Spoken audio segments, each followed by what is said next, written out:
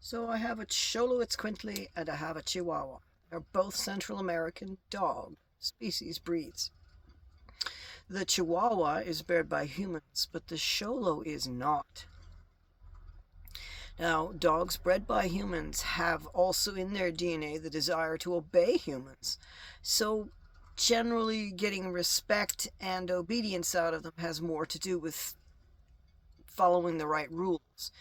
But with the Xolo, even after you've earned your Xolo's love, you have to continuously earn your Xolo's respect. If your Xolo does not respect you, it becomes much harder to recall your animal, to control your animal in general, um, and you get a lot more talk back. And the things that you have to do to earn your Xolo's respect on the routine, you must be consistent of manner. You must have good self-control emotionally. You must be honest and sincere. I mean, don't say one thing and do another. Don't lie to your dog. Don't trick your dog. Oh, yeah, I'll pretend I'm going to give you something even though I have nothing to give you. And then when you're here, I'll just snap on the leash. Ha ha. No, no, no. Do it the hard way. Um, as long as you're honest and fair and strong and have self-control, the dog will respect you. And the dog will love you because they're Velcro dogs once they get going. Xolo walked out of the forest like that. They were not bred as dogs. They're wild like coyotes and other wild dog species, wolves. And it's been an interesting journey to have such a complicated canine versus the usual garden variety, yes master, what do you want next and how high do you want me to jump dog. This dog thinks about things. She expects me to think about things. She expects me to be attentive and mindful to her needs and to pay attention when she asks about something. Like you don't just yell shut up every time the dog barks. Get up, you go look. Why are you barking? After a while the dog learns, okay, I should stop barking at this particular thing because it's annoying to you. And clearly, I keep being wrong about how important it is. And yeah, it's been a wonderful journey in learning how to educate a dog rather than train them. Learning how to communicate without using anger and punishment as a primary tool of communication. Uh, my disappointment and my emotional expressions will sometimes be part of the toolbox, I do confess. But I don't find them to be successful in general. They're more the sort of thing you do when you can't do anything else, like the dog has eaten your sandwich and there's nothing you can do about it, and you don't want the dog to just get away with it. So you let the dog know with your stink eye for the rest of the day just how unhappy you are about it. Lots of grumbling and stink eye, and then that would be a negative reinforcement. And I dare say any dog would do the same. Food aggression. Here's one for you. If you have more than one dog, you do not just leave the food laying around. You serve them meals. You figure out what the appropriate portion size is and what it takes to create an attractive meal out of that portion size, and you make up each dog a dish of it. I find with kibble, using A, high quality kibble, B, hot water out of the kettle and letting it soak so it's mush, and C, throwing a little bit of lard in there now and then or all the time really helps their appetite and really helps the food. So now what you got is dogs primed to eat what you serve them, all of it. And no matter the size of the dog, it'll take them about the same amount of time to eat because they all get proportionally the right amount of food. And what you do is you pick whichever dog you think is the most senior.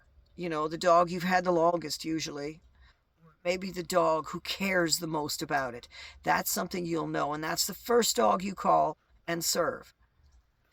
Or, If you've got the space and the bowls are arrayed far enough apart, you can also send them all to their bowls at once. But you don't want dogs crossing paths or mixing up who belongs to which bowl. So each dog, all the dogs have to sit still until you're ready to serve them. None of this kicking around your ankle stuff. Send them back to the couch or the mat or wherever they're being kept. Make them hold still and wait on you.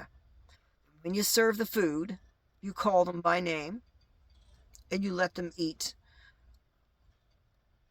by permission when you give it to them. So they're getting the food from you, not from a bowl on the floor that you occasionally service. And they're getting the food by your permission, not because they walked past it and had the mood. So get them off the kibble, off the buckets of kibble. Put that stuff away. Tell you something, if the food can't spoil, it's not really all that healthy. So I want you to supplement that diet. And I want you to supplement it with things like canned fish and canned poultry, canned meats, real meat. I want you to share your rotisserie chickens. That cartilage is good for the dogs. Everything but the bones, really. I want you to share your offcuts. You got to go easy on the fats, but at the same time, there aren't enough fats in your average dog's diet, especially up here in the north. So go ahead and give them some of that fat. It is good for them. Lied to. What's bad for them, and I kid you not, is the carbs. Those things cause psoriasis and pimples and just and I don't know how many internal connective tissue problems. If it's doing that to the skin, what's it doing that to the inside of the dog? Their skin's breaking out and flaking off and turning red and itching all day. And they shouldn't be on the grains and they shouldn't be on the beans and the legumes and the peas. They should be on vegetables and meats and other protein sources. My dogs, we pay the cheese tax. Occasionally they get eggs, cooked or raw, because eggs are a really good whole food. And as I say, canned meat. And then I go to the pet store and I buy some of the cans of that stuff that's variations of tripe. And supplement that dog food. Try to buy more than one flavor of the dog food that you do buy and rotate it so that your dogs are getting something different every meal. Maybe you do eat the same meal every meal, but I bet you don't. I bet you at least mix it up, breakfast, lunch, and dinner, even if it's always the same every day. You know what I'm saying? Do the same for your dogs. So those are two things that I would recommend for people that have beasties is feed multiple dog packs by command and one at a time, or, as servings rather than buckets on the floor, and enhance that diet. Warm up that kibble with some nice hot water out of the kettle. Zhuzh it up with a little bit of lard out of, that stuff that they sell in the pastry aisle, that stuff.